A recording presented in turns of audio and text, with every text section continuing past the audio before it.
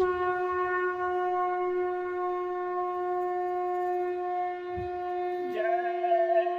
गुरुदेव। जय गुरुदेव। जय गुरुदेव। जय गुरुदेव। बस यही अर्ज है तुमसे समर्थ गुरु।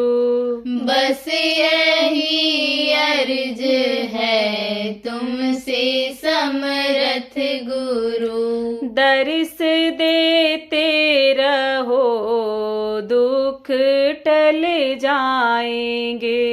दर्श देते रहो दुख टल जाएंगे।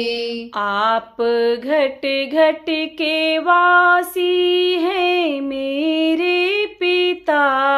आप घट घट के वासी हैं मेरे पिता।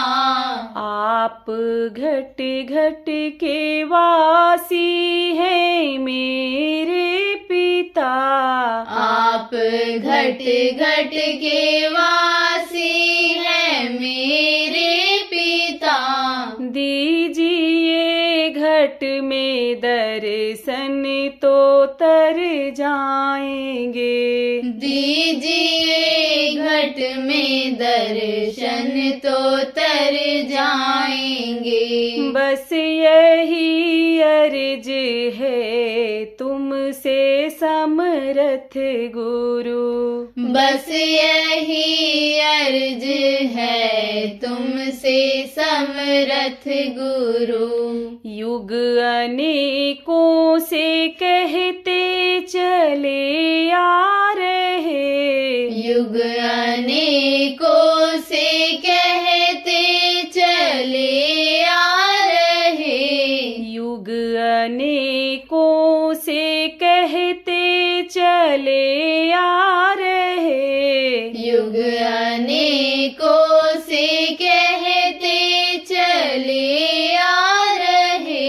जिनका आदेश पालन ना कर पा रहे। जिनका आदेश पालन ना कर पा रहे। बस यही अर्ज है तुमसे समर्थ गुरु। बस यही अर्ज है तुमसे समर्थ गुरु। एक मेहर की नजर अब जरा कीजिए। एक मेहर की नजर अब जरा कीजिए। एक मेहर की नजर अब जरा कीजिए। एक मेहर की नजर अब जरा कीजिए। वरना प्यासे तड़प प्यासे मर जाएंगे। वरना प्यासे तड़प प्यासे मर जाएंगे। बस यही अर्ज है तुमसे समर्थ गुरु। बस यही अर्ज है तुमसे समर्थ गुरु। जय गुरुदेव मेरे हैं समर्थ पिता। जय गुरुदेव मेरे हैं समर्थ पिता। जय गुरुदेव मेरे हैं समर्थ पिता। जय गुरुदेव मेरे हैं समर्थ पिता। अरे तुम बिन ये लाखों किधर जाएंगे। अरे तुम तुम बिन ये लाखों किधर जाएंगे। अरे तुम बिन करोड़ों किधर जाएंगे। अरे तुम बिन करोड़ों किधर जाएंगे। बस यही अर्ज है तुमसे समर्थ गुरु। बस यही अर्ज है तुमसे समर्थ गुरु। दर्श देते रहो दुख टल जाएंगे। दर्श देते रहो दुख टल जाएंगे। जय गुरुदेव। जय गुरुदेव।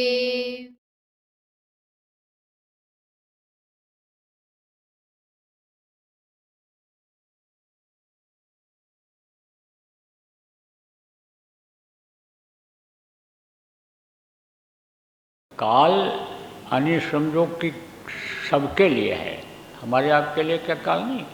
काल यानी समझो कि गाल फैलाए हुए बैठा है कि जैसे समय पूरा हो बस हम इनको अपनी चपेट में ले लें। अब अगर ये ध्यान नहीं रखा तो काल ही ये नचा रहा है, काल का ही आदेश है। काल वो फिर आपको आगे बढ़ने नहीं देगा, फिर तो वो जैसा चाहेगा वैसा करेगा, जैसे इस समय उसके वश में हो।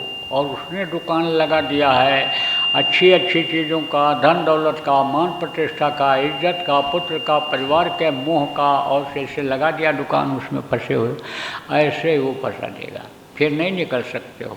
इसलिए हमेशा याद रखो, मौत को याद रखो और ये सोचो कि जाना है तो ये शरीर किस लिए मिला है, इसको समझो कि शरीर ये यानी प्रभु की प्राप्ति के लिए मिला है, भगवान के दर्शन के लिए मिला है।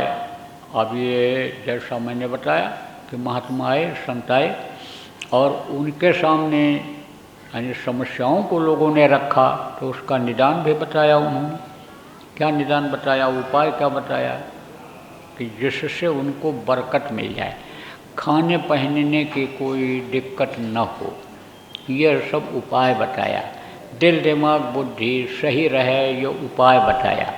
शाकाहारी का संदेश दिया, नशा मुक्त का संदेश दिया उन्होंने समझो कि खाने के लिए इंतजाम कर लेने के लिए कहा। जैसे हमारे गुरु महाराज कहा करते थे कि खाने का इंतजाम कर लो, कपड़े का इंतजाम कर लो, क्योंकि ये दोनों ज़रूरी है। और तीसरा गर्मी ठंडी से बचने के लिए, आराम करने के लिए घर बना लो। लेकिन इसी को बनाते मत रह जाओ, इसी को इकट्ठा करने में मत रह जाओ, बाल बच्चों की देख रेख कर लो। कहा ना गुरु महाराज ने, जो पुराने लोग हो कि बाल बच्चों की देख रेख कर लो। दिन में खेती नौकरी, दुकान दफ्तर का जो भी काम करते हो वो करो, शाम को बाल बच्चों की देख रेख कर लो। उसके बाद 1 घंटा समय गुरु महाराज ने कहा हमको दे दो। किसको दे दो? गुरु महाराज को दे दो, गुरु को दे दो। आप तो कहते हो गुरु महाराज आप हमारे लिए इतना कर रहे हो, हमारे पैर में जूतियाँ नहीं रहती थी, दवाई फटी रहती थी, कपड़ा नहीं सिलवा पाता था।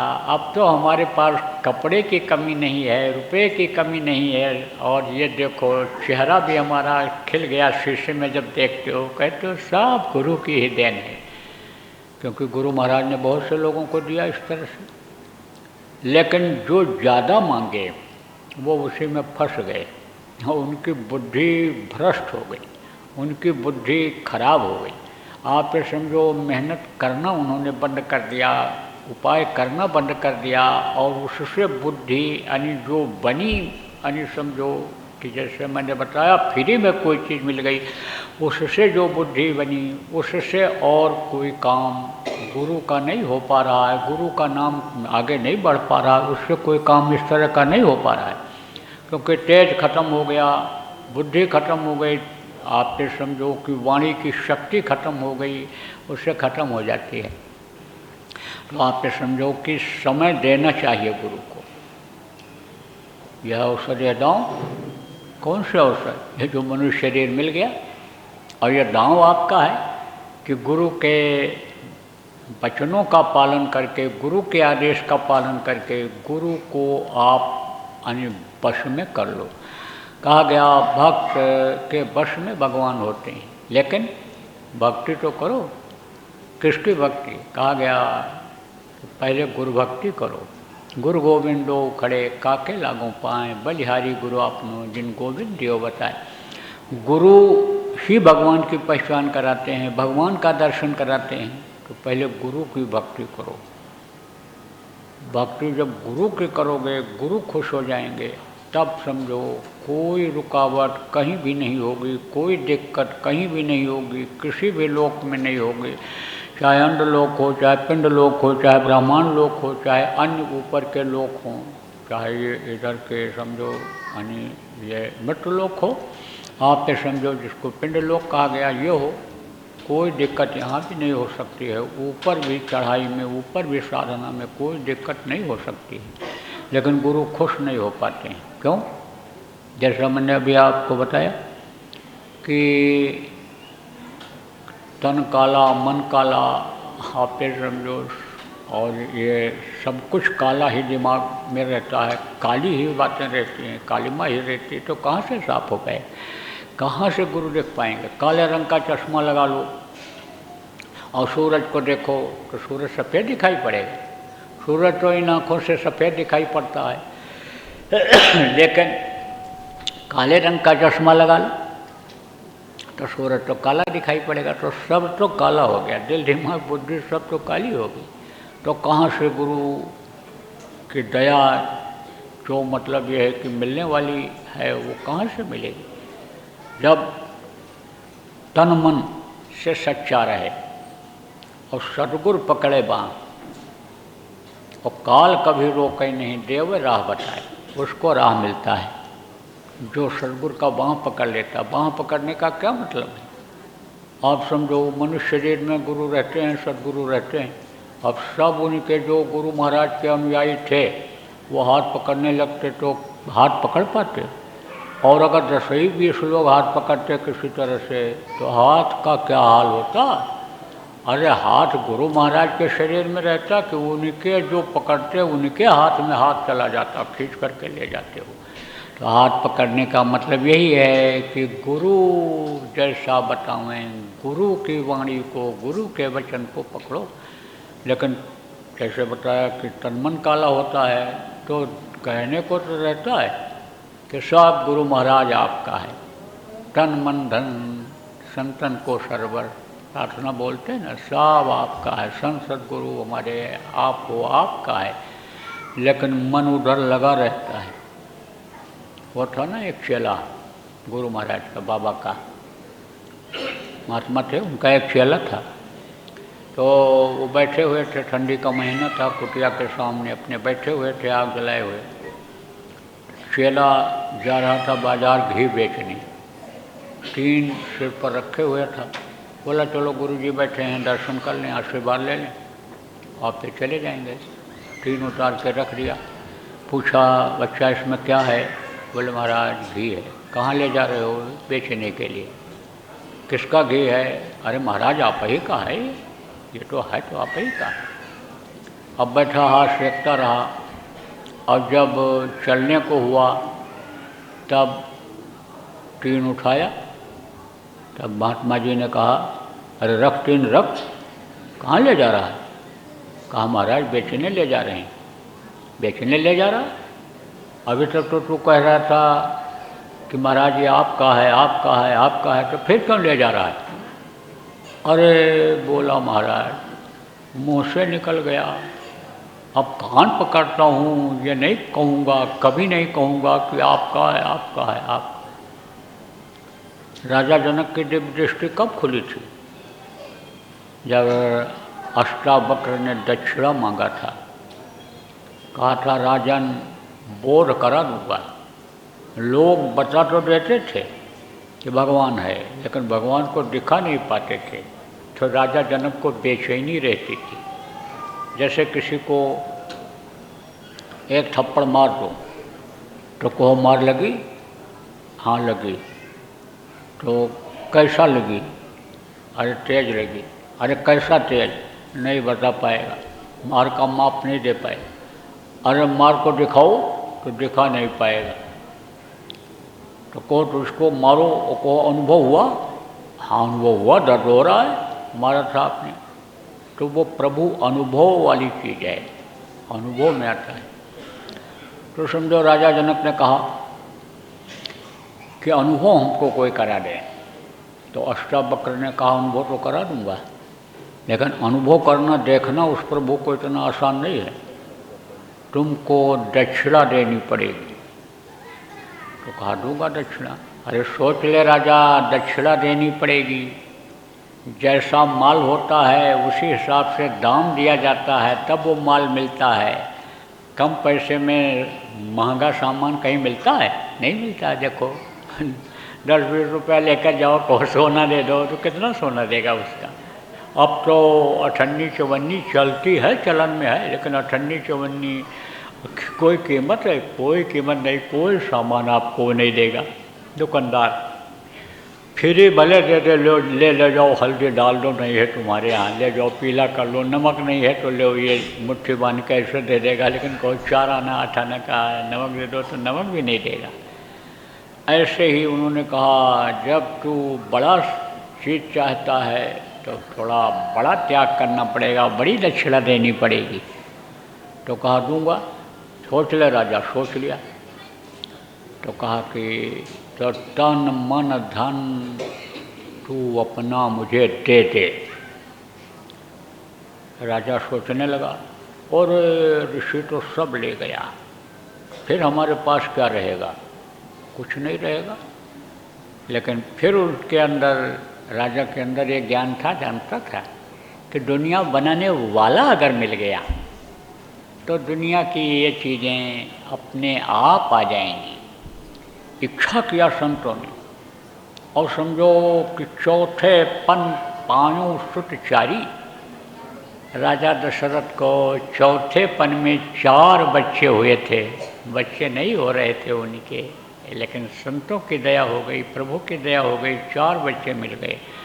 तमाम ऐसे उदाहरण हैं कि गरीब थे। देखो सुदामा गरीब थे, लेकिन कृष्ण केवल महापुरुष ही थे, वो पार नहीं कर सकते थे जीवों को। साफ साफ उन्होंने कहा था।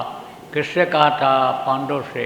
जब पांडव ने कहा आप अपने साथ हमको लेते चलिए, तब बोले हम तुमको नहीं ले जा सकते हैं, समर्थ गुरु की तलाश करनी पड़ेगी, उनसे रास्ता लेना पड़ेगा, भजन करना पड़ेगा, योग साधना करनी पड़ेगी, तब तुम धाम जा सकते हो।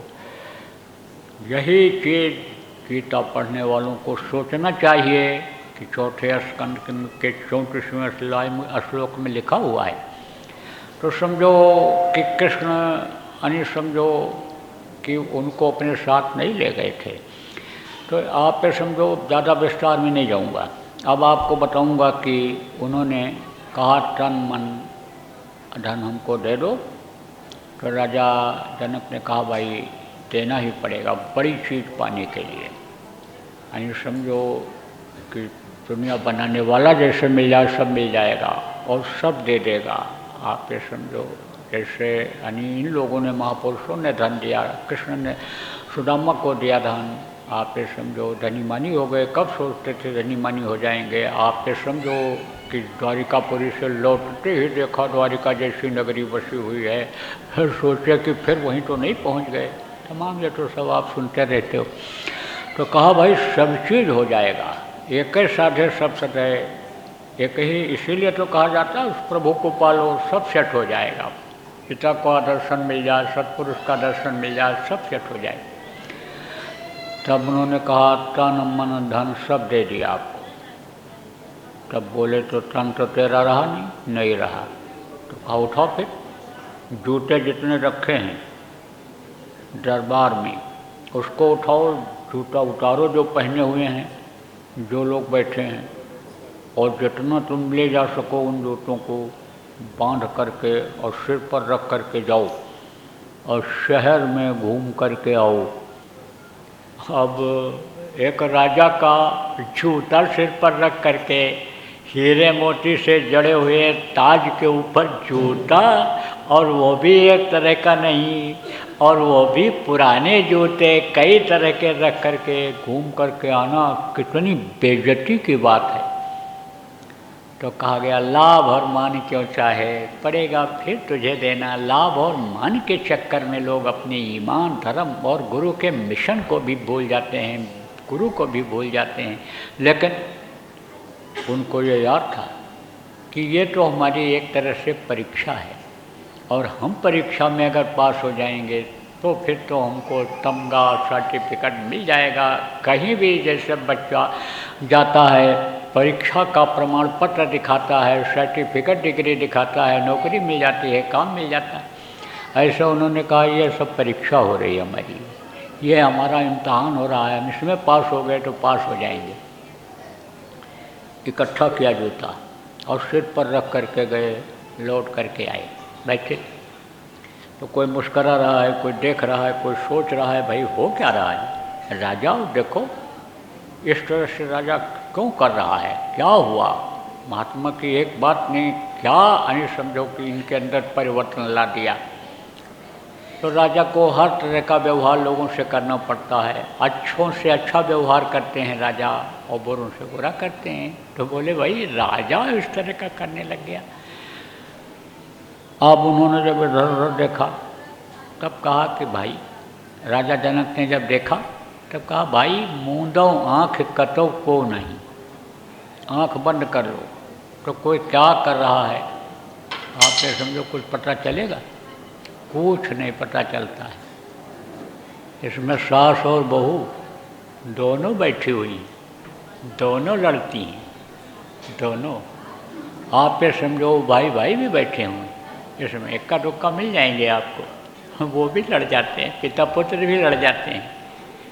अब ऐसे लड़ाई की नौबत जब आवे और कोई आग हो तो आप हो पानी, यानी समझो किसी के अंदर ये क्रोध की अग्नि जले तो घी से नहीं बुझेगी। किससे बुझेगी अग्नि? पानी से। पानी ठंडा होता है तो ठंडा पानी डाल दो, आग बुझ जाएगी। ऐसे ही ठंडे पड़ जाओ, कुछ मत बोलो। अब कहीं बर्दाश्त से बाहर वाली बात आ जाए तो आंख बंद कर लो। तो क्या इशारा कोई किसको कर रहा है दूसरे को, क्या थप्पड़ दिखा रहा है, क्या डंडा दिखा रहा है। जब देखोगे नहीं, आंख बंद कर लिया, देखोगे नहीं तो संकट टलेगा कि नहीं टलेगा।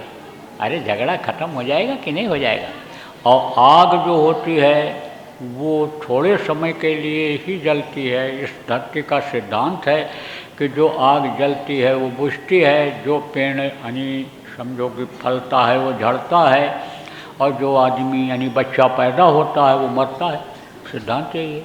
तो क्रोध कम हो जाता है, ख़त्म हो जाता है, हाथ पैर उससे कूदने लगते हैं। उसमें गर्मी होती है ना, तो गर्मी किसी भी चीज़ में हो तो वो आगे ढकेलती है, ऊपर बढ़ाती है। पतीली गर्म कर दो समझो और बंद कर दो उसको तो भाप उसके अंदर पतीली को उछालने लगता है। ढक्कन रख दो तो उसको फेंक देता है। स्टीम किससे बनता है? कोयला और पानी से। और स्टीम के इंजन देखो रेल को ढकेलते थे। तो थोड़ी देर के बाद फिर जब वो गुस्सा कम हो जाएगा, पावर कम हो जाएगी उसकी यानी गुस्से की अग्नि की, तो अपने आप बुझ जाएगा, बैठ जाएगा। तो फिर कहो अरे सासू माँ, अरे बहू रानी, अरे भाई साहब चलो उठ के खा लो। उठना नहीं पसंद करेगा, उठ ही नहीं पाएगा, हाथ पैर पटकेगा, कूदेगा। तो कहा गया आँख बंद कर लो। तो दुनिया में क्या है? कुछ नहीं। सोचा उन्होंने आँख बंद करना ही ठीक है। लेकिन मन सोचने लगा, मन नहीं रुका। तन तो रुक गया लेकिन मन नहीं रुका। तो मन क्या सोच रहा है? ले गया ऋषि, खजाना भी ले जाएगा। खजाना भी ऋषि का हो गया और फौज भी ऋषि की हो गई। अब मेरे बीवी बच्चे भी नहीं रहे, तन मन धन सब दे दिया, कुछ नहीं रहा मेरा, मैं तो विदेही हो गया। तब कहा, किसने कहा? कहा ऋषि ने। अष्टावक्र कैसे थे? एकदम अंग टेढ़े थे उनके, ऐसे उनको डलिया में बिठा के उठा के एक जगह ले जाओ रख दो, ऐसे थे। लेकिन ज्ञान था उनको, अंदर का ज्ञान था, ज्ञानी थे वो। ज्ञान बांटने पर बढ़ता है कि कोई बहुत सुंदर हो या बहुत पढ़ा लिखा हो और उसी की सूरत चढ़ पावे, उसी की साधना बने, वही भगवान का दर्शन कर पावे, कुछ नहीं। मनुष्य शरीर में जो भी है युक्ति करेगा, उपाय करेगा, समर्थ गुरु मिल जाएंगे, सहज उपाय बता देंगे। जो पुराने नामदानी आप हो, आपको जो उपाय बता दिया गया है, गुरु महाराज बता गए थे, उस उपाय से कोई भी चढ़ाई कर सकता है, कोई भी ऊपर जा सकता है। और उपाय सरल से सरल किया जाता है। 700 वर्षों से संतों ने इसको सरल किया, करते करते इस समय बहुत सरल हो गया, बहुत आसान हो गया। तो उनके अंदर ज्ञान था। तो ऋषि ने डांटा अश्ववक्र ने, ए राजा, तेरा तन नहीं रहा, तेरा धन नहीं रहा, तू ही सोच रहा है कि धन के मालिक ऋषि हो गए, तू ही सोच रहा है खजाने के मालिक और फौज के मालिक और ये ज़मीन जायदाद और महल के मालिक ये यानी ऋषि हो गए, तू ही सोच रहा है। तो सब जब मेरा हो गया तो मन कहाँ चला गया? मन तेरे पास कैसे है? उसको तू कैसे भटका रहा है? देख मेरी तरफ, देख मेरी तरफ। इधर मन को लगा और जैसे उधर मन लगाया, देखा तो तेरी नज़रों में कोई करामात है। हर समय होती अमृत की बरसात है। गुरु के नज़रों में अमृत की बरसात होती है। लेकिन मुंह बंद करके कोई रखे तो चाहे अमृत बरसे तो उसके मुंह में पड़ सकता है? कभी नहीं पड़ता है। देखो जो स्वाति नक्षत्र की बूंद होती है, सीप के मुंह में पड़ती है तो मोती बन जाता है। कान अगर ऐसे किए हुए हाथी पड़ा हुआ है, उसमें बूंद पड़ी तो गजमुक्ता बन जाता है। बूंद एक ही है, लेकिन समझो जिसके कान में पड़ती है जैसे, ऐसे ही वो दया एक ही है, लेकिन जो जैसे लेना चाहता है उसको वैसे मिलता है प्रेमियों। तो तन मन धन जब गुरु को अर्पण करेंगे और प्रसाद रूप में इसको मांगेंगे कि प्रसाद रूप में आप हमको दीजिए कि हम अपने शरीर को मेहनत करके रोटी कमा करके चला ले जाएं, कि जिससे भजन भाव भक्ति भी हमारी हो सके। और जो हमारे आश्रित हैं, ये चाहे बच्चों समझो कि पति हों, पत्नी के आश्रित हों, चाहे बच्चे हों, चाहे परिवार के बूढ़े यानी माँ बाप हों या सास ससुर हों, बच्चे और बच्चियों, तो समझो कि हम उनकी सेवा भी कर ले जाएं। तब गुरु देने में कोताही नहीं बरतते हैं, सब दे देते हैं, सब कुछ देते हैं। और क्या नहीं देते हैं? सब देते हैं। धरणी जहलो देखिए, तहलो सबय भिखार, और दाता केवल सतगुरु, देत न माने हार। आप ये समझो कि दाता तो केवल सतगुरु ही होते हैं, और देने लगते हैं तो हार नहीं मानते हैं। अब जो चीज़ कोई मांगे वही चीज़ पा जाता है। भाव किया, भक्ति किया और मांगा, धन मिल जाए, मान प्रतिष्ठा मिल जाए, इज्जत मिल जाए तो वही दे देते हैं। और कोई ये चाहता है कि साईं इतना दीजिए, जामे कुटुंब समाए, मैं भी भूखा ना रहूं, सारू न भूखा जाए, उसको उतना ही देते हैं। साईं किसी ने यह भी मांगा कि बढ़िया पुआ कचौड़ा माल मिलना चाहिए। किसी ने यह भी कहा, साईं अपने भगत को रूखी रोटी दे, चुपड़ी मांगत मैं डरूं, रूखी छीन न ले। तो प्रेमियों, ये सब जो है आपको, जो नामदानी हो, आपको समझने की ज़रूरत है कि आपको तो उतने मांगना चाहिए कि जिससे शरीर चलता रहे, बाकी उनको मांगना चाहिए कि आप हमारे हो जाओ, हमको आप अपना बना लो, अब अपना बना लो, हमें सद्गुरु प्यारे। प्रार्थना तो बोलते हैं, लेकिन भाव यह नहीं उत्पन्न होता है अंदर में कि हम उनके बन जाएं और वो हमको अपना बना लें, ये नहीं उत्पन्न होता है। कहने का मतलब ये है कि देंगे कब? जब उनसे मांगोगे। तो मांग ही नहीं पा रहे हो आप, मांगने का तरीका ही नहीं मालूम। अब जो पुराने नामदानी बैठे हो, आप आपको हो गया किससे मांगें? गुरु महाराज तो मनुष्य शरीर में रहे नहीं, हम जाते थे तो उनसे मांगते थे, अपनी बातों को कहते थे। अब किससे मांगें, कैसे करें? लेकिन आप अगर ध्यान लगाओगे, जो अपने की पहचान, मालिक की पहचान, गुरु की पहचान करने का तरीका गुरु महाराज ने बता दिया, ध्यान लगाओगे तो गुरु महाराज अब भी आपकी बात को सुनेंगे और अब भी आपको बताएंगे। और नहीं तो विश्वास दिलाने के लिए आपको बता देंगे कि जिसको मैंने अपना काम आप समझो करने के लिए कहा है, जो हमारा काम कर रहा है, जिससे हम काम करवा रहे हैं, जिस काम को छोड़ करके आए उससे मिल लो, तो उसी के ऊपर दया कर देते हैं और उसी से काम हो जाता है लोगों का। आप जो नए लोग आए हो, आपको सोचने की ज़रूरत है। खबर लगते ही ये प्रेमी क्यों आ जाते हैं, पहुंच गए बम्बई और उसके बाद फिर कल वहाँ पहुँचे, कहाँ पहुँचे, जहाँ मैं ठहरा हुआ था, परसों वहाँ पहुँच गए जहाँ हमारा कार्यक्रम हो रहा था और बोले हमारे यहाँ है, वहाँ भी कार्यक्रम कर दो। और आपने कम समय में यह हाल कर लिया, साथ के लोगों के लिए भोजन प्रसाद की व्यवस्था कर लिया और जुटा दिया इतने लोगों को, तो आखिर कारण क्या है? जरूर कोई बात है, सोचना चाहिए नए लोगों को। तो गुरु महाराज अंतर में आपको सारा निर्देश दे देंगे, लेकिन करो तो गुरु आदेश का पालन तो करो। तन मन को भूल करके कि यह हमारा है, तन हमारा मन है, ये हमारा धन है, इसको भूल करके गुरु को रिझाओ, तो गुरु को तो खुश करो। तो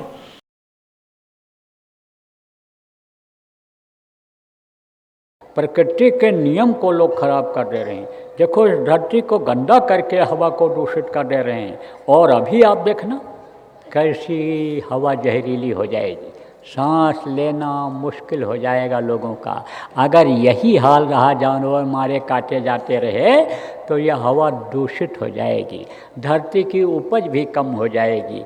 यह भी कितना भी खाद डालोगे तो समझ लो कि ये पैदावार उस हिसाब से नहीं हो पाएगी जिस हिसाब से लागत लगेगी। अभी तो थोड़ा तत्व इसमें मौजूद है तो ज़्यादा लागत लगा दे रहे हो, और आपकी आमदनी बढ़ रही है, उसी उपज को बढ़ाने में लगे हुए हो। बोलो जय गुरुदेव, जय गुरुदेव, जय गुरुदेव, जय गुरुदेव, जय जय गुरुदेव।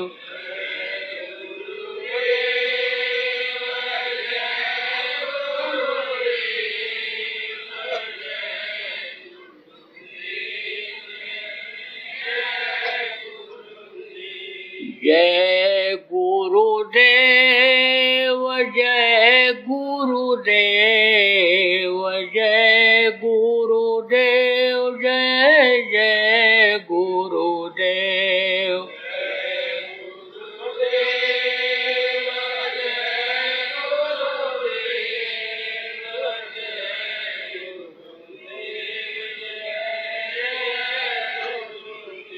जय गुरुदेव, जय गुरुदेव, जय गुरुदेव, जय जय गुरुदेव।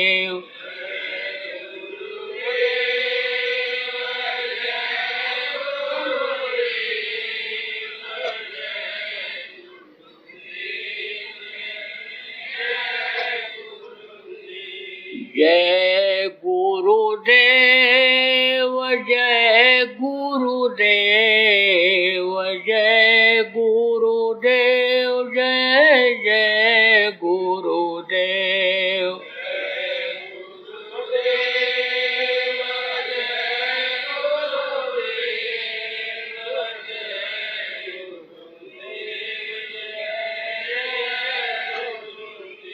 जय गुरुदेव। सरकारी व गैर सरकारी अनुदान के लिए बिना सत्संगियों के सहयोग द्वारा जनहित के कार्यों में लगी हुई बाबा जय गुरुदेव धर्म विकास संस्था का मुख्यालय पिंगलेश्वर रेलवे स्टेशन के सामने, मक्सी रोड, उज्जैन, मध्य प्रदेश में है। यहाँ पर सत्संग व नामदान का कार्यक्रम होता रहता है। अतः आप श्रोताओं से अनुरोध है कि बाबा उमाकांत जी महाराज के आश्रम उज्जैन एक बार परिवार सहित जरूर पधारिएगा। आपके सुझाव के लिए व्हाट्सएप नंबर 9575600700। जय गुरुदेव, जय गुरुदेव।